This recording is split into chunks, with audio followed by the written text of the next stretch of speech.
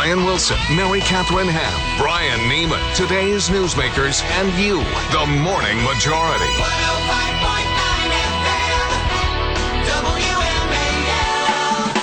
7:37 on WMAL. KT McFarland joins us now, Fox News national security analyst, host of DEFCON 3, which you can check out on foxnews.com. Shows at 2 o'clock on Wednesday, so this afternoon you can check it out. So we've been talking about Iran forever around here with you, and you've said, hey, this kind of secret war is on, and then we get word this morning that an Iranian scientist was killed, died after a bomb was placed on his car by a motorcyclist. That's kind of intriguing, isn't it?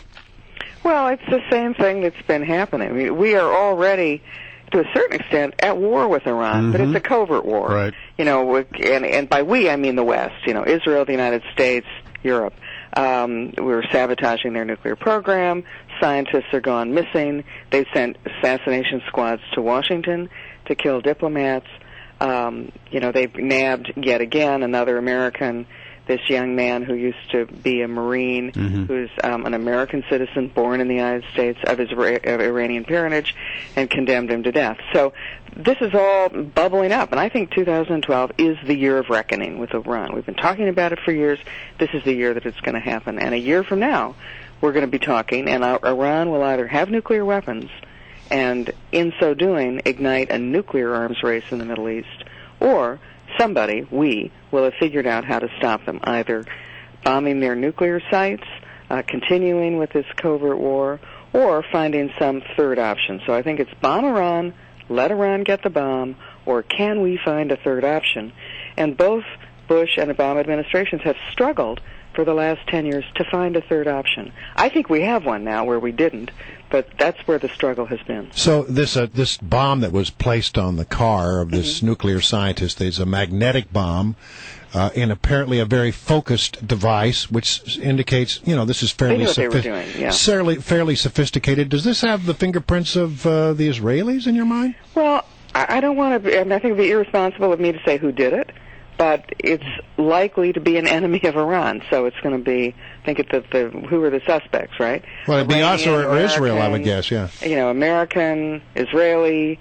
I don't think that the Sunni Arab states, as much as they might like to stop Iran's nuclear program, are sophisticated enough to do it. Maybe it was people in conjunction, these groups in conjunction.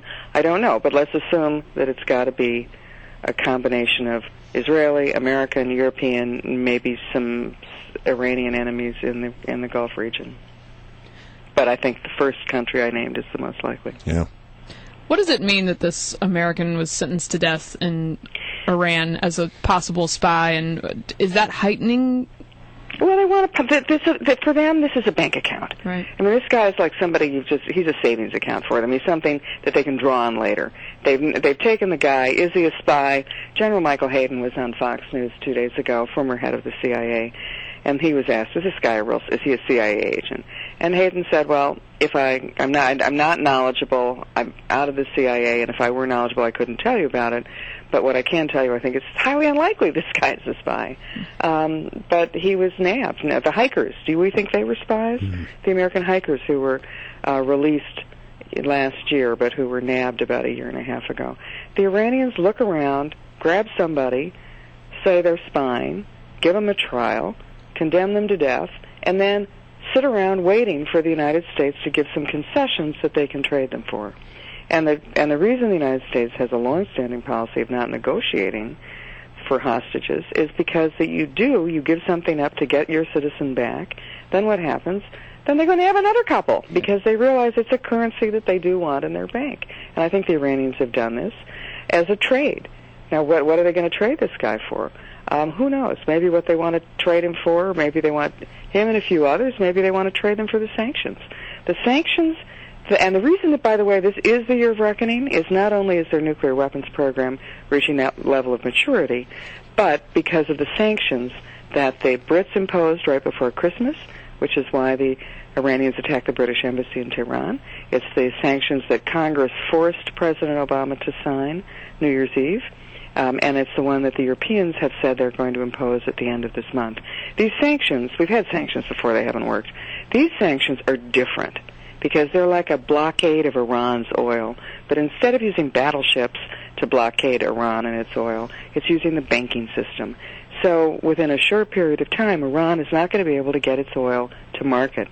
And what does that mean? It means that well over 50% of the hard currency that Iran has, what pays for their government, what pays for their nuclear program, what pays for their subsidies to the people, is the revenues they get from oil. If they're not getting those revenues anymore, then they're in the same position the Soviet Union was in the middle 1980s. There were a lot of angry people. Speaking of Iran, Mahmoud Ahmadinejad and Hugo Chavez are meeting as we speak, and what do you draw from that? Is that something we should be pretty concerned about, or just to, take note of? Well, I think watch very carefully, and yes, we should be concerned about. This is a marriage made in hell, okay? These guys love each other, and they're made for each other. And Venezuela is an oil exporter. Venezuela sees itself as a beacon of, I guess, revolution, who knows what, in Latin America. And Ahmadinejad of Iran sees himself in the same position, that they want to lead an anti-American coalition. That's their objective. What are they doing about it? Well, there is a huge increase in uptake of Hezbollah and al-Qaeda presence in Latin America, particularly Hezbollah. We know that Hezbollah has had to set up headquarters in Venezuela. We know that there's a cooperation, a sort of terrorist cooperation. Maybe that's something that Ahmadinejad is going to, again, use if he's attacked, if these banking sanctions do work, if Israel chooses to bomb Iran's nuclear sites. Maybe this is something that Ahmadinejad has in reserve, that he can unleash these guys who come through the Mexican border and go to the homeland of the United States. The second thing that he's doing with Venezuela is maybe he's using the Venezuelan banks to circumvent these banking sanctions. And that, I think, is very likely. All right, KT, good to have you on as always. We appreciate your time. Pleasure.